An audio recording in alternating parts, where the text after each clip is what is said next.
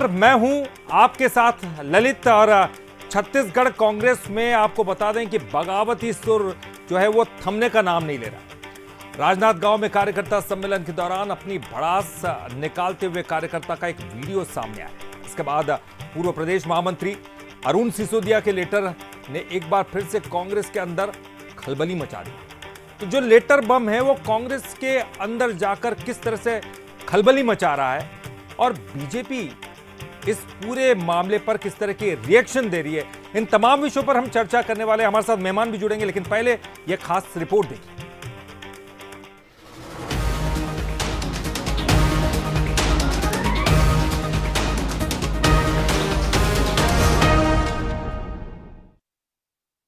नहीं अध्यक्ष जी, मोर मन के पीड़ा है। अब आखिर बात में आप लोग क्यों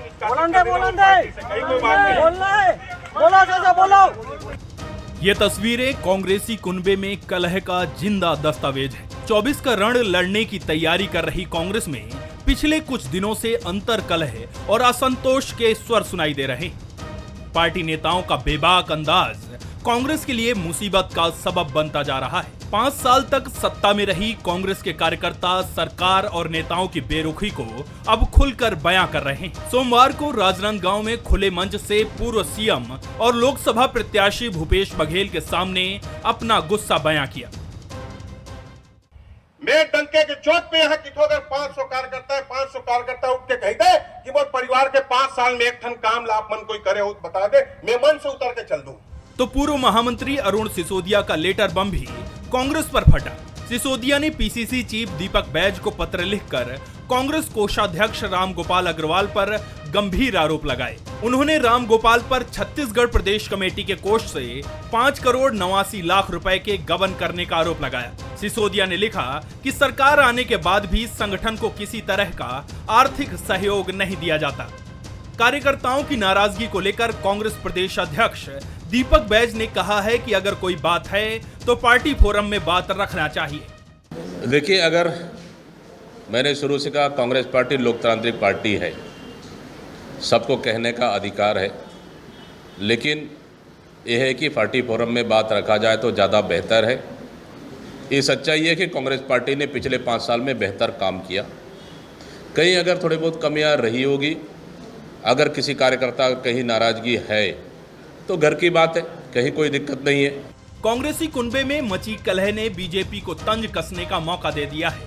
बीजेपी प्रदेश अध्यक्ष किरण सिंहदेव ने कहा कि पूरे देश में कांग्रेस के कार्यकर्ता का नेता से विश्वास उठता जा रहा है। तो प्रदेश सह प्रभारी नितिन नवीन ने कहा कि पूरे देश में न्याय की बात करने वालों को संगठन में न्याय करना चाहिए।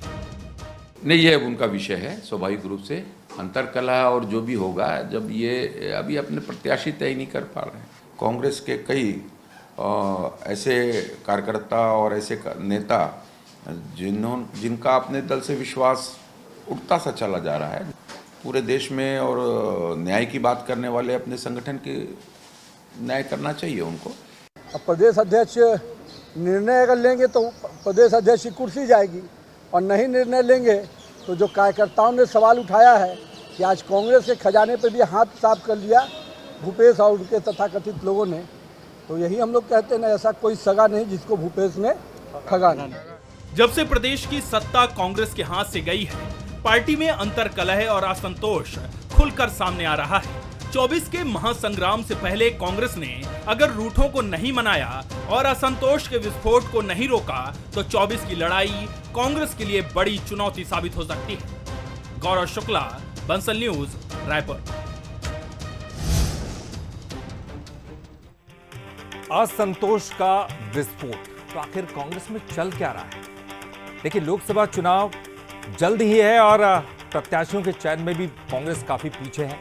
5 सीटों पर प्रत्याशियों का ऐलान करना अभी कांग्रेस का बाकी है, लेकिन लगातार जो है असंतोष सामने आ रहा है कांग्रेस के अंदर से।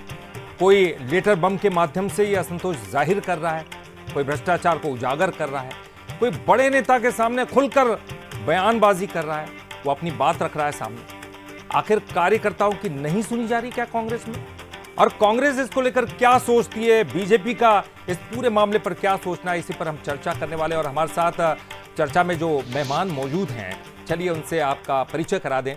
रजनीश सिंह जी हमारे साथ पूर्व विधायक हैं बीजेपी के। रजनीश जी, आपका बहुत बहुत स्वागत करते हैं बंसल न्यूज पर। सुरेंद्र दास वैष्णव जी पूर्व उपाध्यक्ष हैं जिला पंचायत कांग्रेस के, आपका भी बहुत बहुत स्वागत सुरेंद्र जी। और डॉक्टर विनय जायसवाल जी भी हमारे साथ कुछ देर बाद जुड़ सकते हैं, उनसे भी आपका परिचय कराएंगे। लेकिन फिलहाल हमारे साथ हमारे स्टेट एडिटर आदित्य नामदेव जी भी जुड़ गए हैं। आदित्य जी, आपका भी बहुत बहुत स्वागत करते हैं और चलिए शुरुआत करते हैं।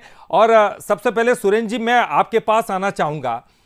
आप खुलकर जो है बेबाकी के साथ आपने इतने बड़े नेता के सामने सब कुछ कह दिया, क्या वाकई में किसी कार्यकर्ता की नहीं सुनी जा रही है?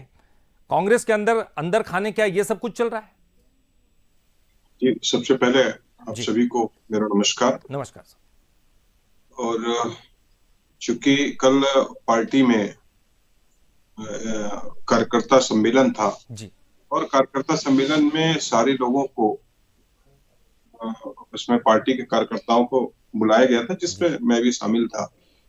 और सारे नेताओं ने अपनी बात रखी, उसमें मुझको भी बात रखने का अवसर मिला।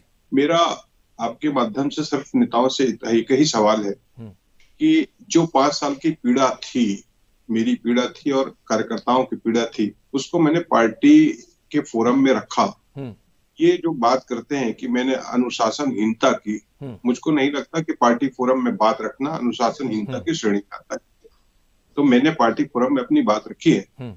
और जो 5 साल हुआ, हम सब कार्यकर्ता पार्टी के लिए चिंतित है।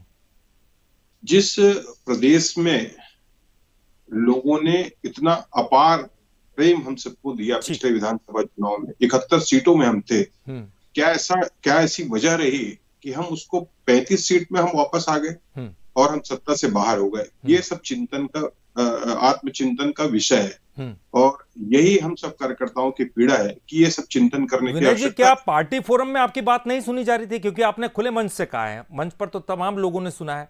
तो क्या जो पार्टी फोरम था उसके अंदर आप कह रहे हैं जैसे कि मैंने पार्टी फोरम में ये बात को रखा था, क्या तब आपकी बात नहीं सुनी गई थी? नहीं, पार्टी फोरम का मतलब ये है कि पार्टी फोरम होता क्या है? पार्टी में मीटिंग में कार्यकर्ताओं को बुलाया नहीं जाता। 5 साल कार्यकर्ता भटकते रह गए, किसी ने बुलाया नहीं। अब पार्टी की मीटिंग थी, ये कोई आम सभा नहीं थी, पार्टी की मीटिंग थी। आप बैनर देखेंगे पीछे में, पार्टी के कार्यकर्ता सम्मेलन था। ये पार्टी में कार्यकर्ताओं की बैठक थी। और कार्यकर्ताओं की बैठक में मैंने अपने मुखिया, जो प्रदेश के मुखिया रहे, जो 5 साल प्रदेश के मुख्यमंत्री हैं, उनके सामने मैंने अपनी बात रखी, अपनी पीड़ा जाहिर की। तो मुझको तो पार्टी का ही फोरम है ना। मैंने अलग से कहीं रोड में आके या आम सभा में आके कहीं कोई बात नहीं रखी। ठीक है सर। रजनीश जी, मैं आपके पास आऊंगा। हालांकि ये आपकी पार्टी का मैटर नहीं है, लेकिन क्या कांग्रेस में अंतर्कलह को आप अपनी जीत देख रहे हैं? देखिए ललित जी, कांग्रेस में जो अभी अंतर्कलह चल रहा है जी, वो यदि हम देखें तो राष्ट्रीय परिप्रेक्ष्य में जो इनके जो प्रमुख नेता हैं राष्ट्रीय स्तर के, इन्होंने नकारात्मक राजनीति जो प्रारंभ की थी, उसका परिणाम पूरे देश में हम देख रहे हैं। प्रदेश में हम लोग इस बात को बार बार बोलते थे, जब हम लोग 14 लोग 15 लोग थे विधानसभा में, और हम बात रखते थे तो बार बार बोलते थे ये सरकार नहीं आने वाली है। उसका कारण दिखता था। तमाम हमारे कांग्रेसी विधायक थे और मित्र थे, वो अपनी पीड़ा बताते थे।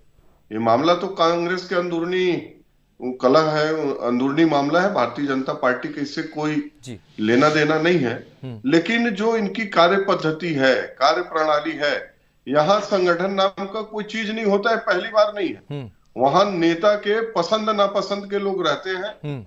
यदि मैं नेता हूं, मेरा चल रहा है, तो मेरे आसपास के जो लोग हैं वही वहां के संगठन के कर्ता धर्ता है। तमाम उदाहरण है उनका, हमने 5 सालों में देखा, उसके पहले भी देखा है, अभी भी देख रहे हैं, और ये आगे भी देखते रहेंगे। तो वहां संगठन तो ऐसा कुछ होता ही नहीं। अब कार्यकर्ता का पीड़ा आ रहा है और भी कई गंभीर आरोप लग रहे हैं। ये निश्चित रूप से यदि जवाबदार पदाधिकारी यदि ये ऐसा आरोप लगाता है तो कांग्रेस के लिए सोचनीय है, चिंतनीय है, और उसको अपने संगठन को, अपने पार्टी को ठीक करने के लिए काम करना चाहिए। भारतीय जनता पार्टी को सिर्फ इनके नेता जो बोलते रहते हैं, जिसको जो करना है करे, जिसको जहां जाना है जाए, तो वैसा जब प्रमुख का बयान आएगा तो पार्टी कार्यकर्ता करेंगे क्या? ठीक है, फिलहाल अगर हम कहेंगे आदित्य जी के पास जाएंगे, हमारे स्टेट एडिटर आदित्य जी। आदित्य जी, आप बहुत नजदीक से देख रहे हैं छत्तीसगढ़ को भी और कांग्रेस पार्टी को भी यहाँ पर, और हमने देखा कि एक समय ये भी था कि कांग्रेस पार्टी बहुत मजबूत स्थिति में थी। भूपेश बघेल जी यहाँ पर मुख्यमंत्री थे और निश्चित तौर पर कांग्रेस उस वक्त मजबूत स्थिति में थी। आज की स्थिति को देखकर लगता है कि क्या वाकई में 5 साल कांग्रेस के पास थे? जिस तरह की स्थितियां दिखाई दे रही है, कांग्रेस से बड़े नेता बीजेपी में जा रहे हैं, कांग्रेस के जो कार्यकर्ता है वो खुलकर मंच से ही आवाज उठा रहे हैं, उनके खिलाफ बयानबाजी कर रहे हैं, लेटर बम जैसी स्थिति सामने आ रही है, क्या कुछ कहेंगे सर? ललित जी, दुष्यंत कुमार जी की 2 पंक्तियां हैं, वो शायद 2 पंक्तियां इन तमाम चीज़ों के लिए पर्याप्त है। कैसे मंजर सामने आने लगे हैं, गाते गाते लोग चिल्लाने लगे हैं। वो शख्स जो आज से 100 दिन पहले छत्तीसगढ़ की राजनीति का सबसे मुख्य बिंदु हुआ करता था, आज 100 दिन बाद वो राजनेता हाशिए पर है। वो लोग जो कभी सामने बोलने की हिम्मत नहीं करते थे, वो लोग आज मंच पर चीख चीख कर बोल रहे हैं। कुछ तो गलतियां रही होंगी, क्यों नहीं सुनी गई कार्यकर्ताओं की? ये वो भूपेश बघेल हैं जो प्रदेश कांग्रेस अध्यक्ष हुआ करते थे 2013 से 2018, एक एक कार्यकर्ता की सुनते थे।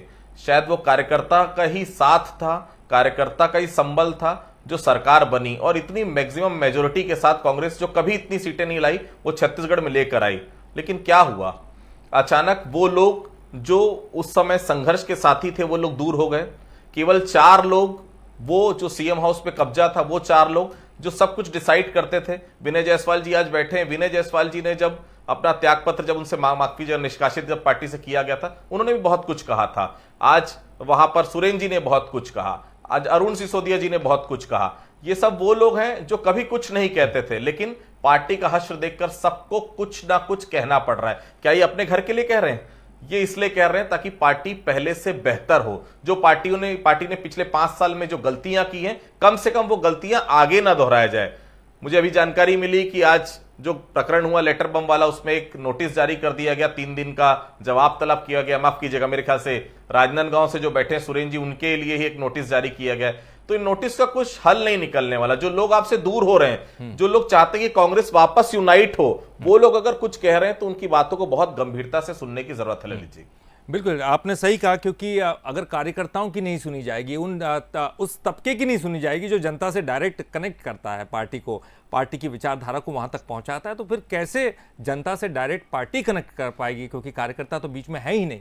बहरहाल हमारे साथ डॉक्टर विनय जायसवाल जुड़ गए हैं, पूर्व विधायक के कांग्रेस की। बहुत बहुत स्वागत करते हैं विनय जी आपका भी बंसल न्यूज पर। विनय जी, आप तो, हमें पता है कि आप कांग्रेस के हिस्सा हो गए हैं और आपका निलंबन रद्द हो गया है, लेकिन एक माफीनामा आपको लिखना पड़ा, क्या ये भी एक दबाव की रणनीति थी? वो माफीनामा लिखवाया गया आपसे?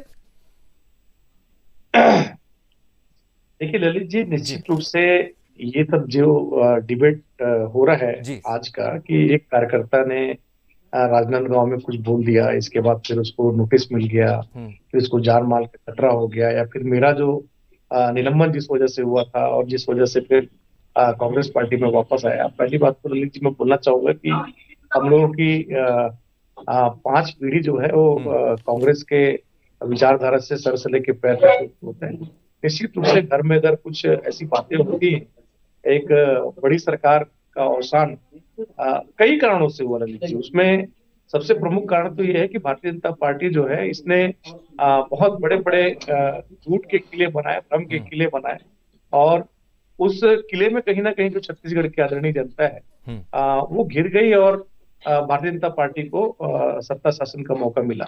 नहीं तो आप भी, आपका मीडिया भी, और सभी लोग इस बात को जानते थे कि छत्तीसगढ़ की सरकार ने पिछले 5 साल में जो 15 साल का जो भारतीय जनता पार्टी का शासन था, उस शासन को दूर करने का काम किया, उस अंधेरे को दूर करने का काम किया। किसानों की बात की गई, युवाओं की बात की गई, महिलाओं की बात की गई, और आज देखिए कि इस कारण से भारतीय जनता पार्टी को उनका जो मेन मोटो होता है, जो उनका मेन मुद्दा होता है, उससे डाइवर्ट होकर उसको किसान की बात करनी पड़ी। नहीं हम किसान को जो बचा हुआ बोनस देंगे, नहीं हम 3100 रुपए देंगे, नहीं हम मातृवंदन योजना करेंगे। ये जो जनता के जो इश्यूज हैं, उधर भारतीय जनता पार्टी को छत्तीसगढ़ में कांग्रेस ने सिखाया कि आपको डाइवर्ट होना पड़ेगा। रही बात अब देश का जो आम चुनाव होने वाला है, और अगर इन सब बातों को मीडिया में उठाया जाएगा कि एक जो कार्यकर्ता है, अरे ये तो कांग्रेस का लोकतंत्र है कि पूर्व सीएम के सामने। सर यही तो बड़ा सवाल है विनय जी, यही तो बड़ा सवाल है। आप भी नाराज हुए थे, टिकट कटने पर बात पर नाराज हुए, तो ये छोटी नाराजगी है। कार्यकर्ता नाराज होंगे, अपने घर में कुछ भी चीज मांग उठा सकते हैं, उस नाराजगी को निलंबन तक ले जाना ये बड़ी कार्रवाई। आदित्य जी कुछ कह रहे हैं। जी सर। अभी कोई निलंबन, ये लोकतंत्र है कि बगावत के सुर है? जी, आपके और अगल बगल की सीट गुलाब कमरो जी की बात कर ले, यहां पर क्या गुलाब कमरो जी की शर्ट आपसे की शर्ट से ज्यादा सफेद थी विनय जायसवाल जी? कुछ तो रही होगी बातें, तभी इतनी बड़ा आपको बयान देना पड़ा पार्टी के खिलाफ। कुछ तो, आज ठीक है सब कुछ खत्म हो गया, आपने माफीनामा दे दिया, पार्टी ने आपको माफ कर दिया, लेकिन वो कार्यकर्ता जो भरे मंच पर अपनी पीड़ा सामने ला रहा है, वो कार्यकर्ता सम्मेलन में ही सामने ला रहा है, कोई अलग से किसी मीडिया के सामने वो बयान नहीं दे रहा है। उसकी व्यथा सुननी चाहिए पार्टी को। उसको खिलाफ अगर आप कोई ना कोई अगर मामला दर्ज करा देंगे या उसके खिलाफ निष्कासन की कार्रवाई करेंगे, हो सकता है वो चुप हो जाए, लेकिन बाकी जो कार्यकर्ता उसके पीछे खड़े होकर तालियां बजा रहे थे, अगर कल का आप वीडियो देखें तो शायद ये लग रहा था वो एक कार्यकर्ता की आवाज नहीं है विनय जी, वो वहां पर बैठे सैकड़ों कार्यकर्ता की आवाज थी। आदित्य जी, आप बहुत वरिष्ठ हैं और बहुत अच्छी बातों को रखते हैं और बहुत अच्छा आप मंथन करते हैं, बहुत अच्छा आपका विजन है। आप मेरे को एक बात बताइए कि आज देश का आम चुनाव होने वाला है, जहां देश के किसानों की बात होनी चाहिए, देश के मजदूरों की बात होनी चाहिए, देश के युवाओं की बात होनी चाहिए। आज भारतीय जनता पार्टी आज पूरा का पूरा डिबेट ये लेके बैठी है कि एक कार्यकर्ता ने क्या बोला। अरे कार्यकर्ता कहाँ दुखी नहीं होता, आप मेरे को बताइए।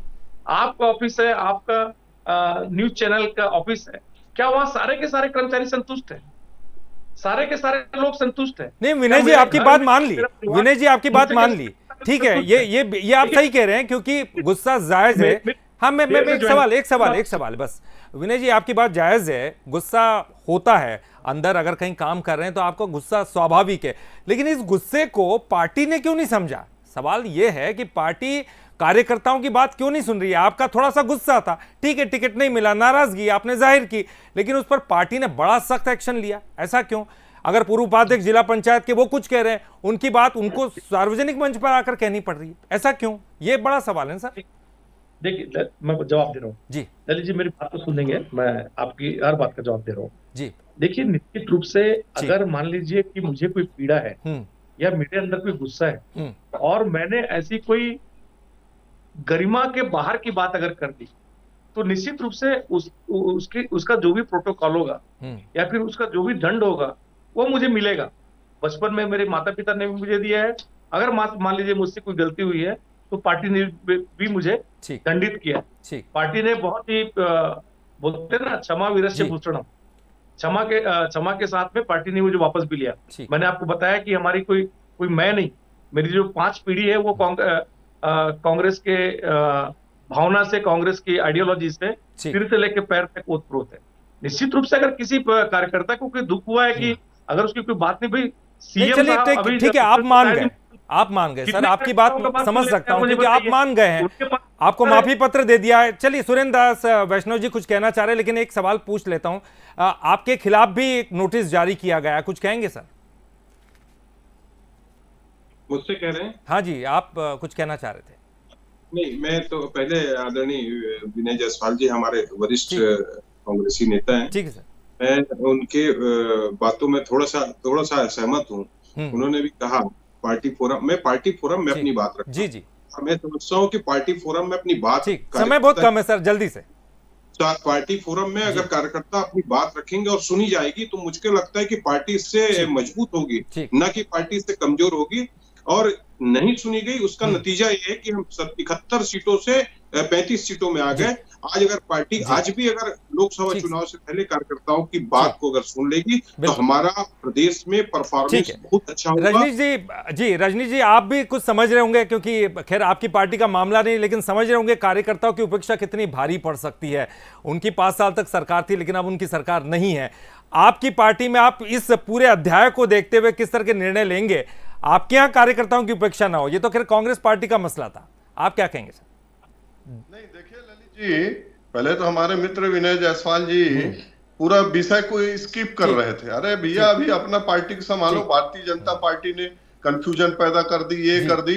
देश में 140 करोड़ लोग हैं, छत्तीसगढ़ में 3 करोड़ लोग हैं। ऐसी कंफ्यूजन करने से नहीं होती। कंफ्यूजन आपने किया था, जिसका जवाब आपको मिल गया। रही बात भारतीय जनता पार्टी की, ललित जी, भारतीय जनता पार्टी संगठनात्मक पार्टी ही है। हमारा 24/7 काम चलता है, सत्ता में रहे तो, सत्ता में नहीं रहे तो, और हमारा बूथ से लेकर राष्ट्रीय स्तर का लेवल एकदम मजबूत है। चलिए सर, मेरे पास समय बहुत कम था। रजनीश जी बहुत बहुत शुक्रिया, सुरेंद्र जी आपका भी, विनय जी आपका भी बहुत बहुत शुक्रिया, और हमारे साथ हमारे स्टेट एडिटर आदित्य नामदेव जी भी जुड़े थे। आदित्य जी आपका भी बहुत बहुत शुक्रिया। निश्चित तौर पर ये असंतोष का विस्फोट है। असंतोष किसी भी पार्टी में हो, पार्टी को नुकसान जरूर पहुंचाता है।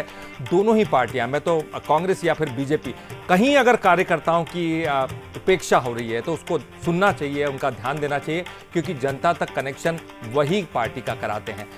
फिलहाल इस आज का मुद्दा में इतना ही, और आगे देखिए हमारा खास कार्यक्रम प्राइम टाइम बुलेटिन।